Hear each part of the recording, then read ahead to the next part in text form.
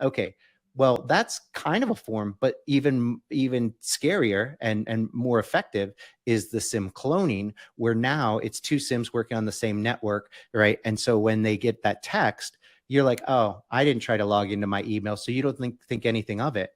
But the bad guy has now got the code to log into your email, and they do. We saw this with a relatively small private equity firm, and we were blown away that actually happened. So I think the lesson learned there is you've got to be monitoring those accounts 24/7 to see it, because if you don't see it, you don't find out until it's too late, after a ton of money is stolen, after reputations are damaged. So that one really blew me away. I mean, we've got a few more examples like that, but I was like, really? SIM cloning?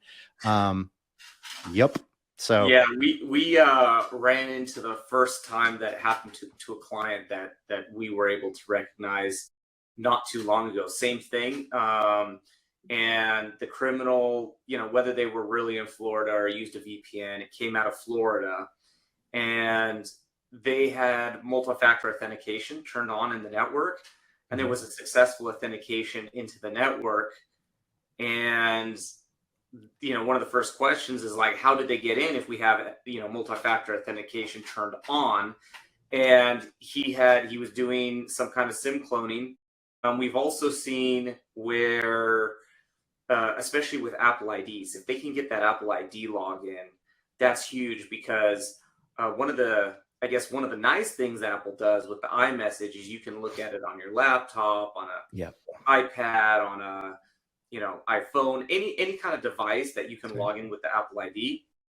And so if they get that credential, they now have access from another location. They just have to log in, and they have all the text messages, all that kind of stuff. And so we saw that kind of authentication as well. And right, nothing would prevent that from, nothing would stop and say, oh, this is a criminal and this is legitimate. If the password matches, the multi-factor authentication goes through, they're in the network. Yeah. And, I think so interestingly, and going back to the fact that, cybersecurity is always, changing, right? I think a lot of people don't realize that Microsoft is the world's largest cybersecurity company. They collect more data from around the world than anybody else. They see, they've got godlike vision when it comes to the what they get to see and tweak. And the interesting part is, I got to commend them on actually improving how they're going about stuff, versus just saying, hey, look, we've given you all these features and leaving it to for you to kind of deal with. And I say that because they're now, they've improved their MFA requirements, right? So now their basic isn't just, yep, approve it. It now pops up with the code, so you've got to type in the number. Great. And going right back to Apple, it was a lot easier, when there was the great fappening, right? Where all these celebrities had their iCloud accounts broken into by a hacker, and then, all their private photos released on the dark web. Apple had made, some great advancements very quickly to then, implement really good, MFA. And even then it was just a click to approve, but now it's type in the code.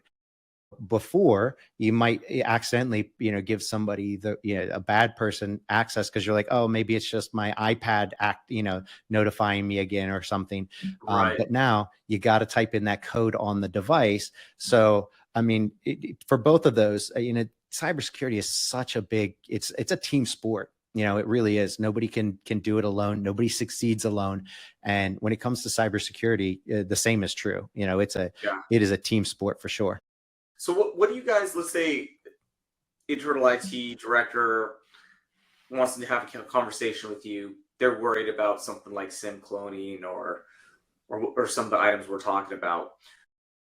If you walk us through the stack, what are the things in the stack, in 2023 how are you combating this? What is CyberLinks doing for their customers to prevent this from happening?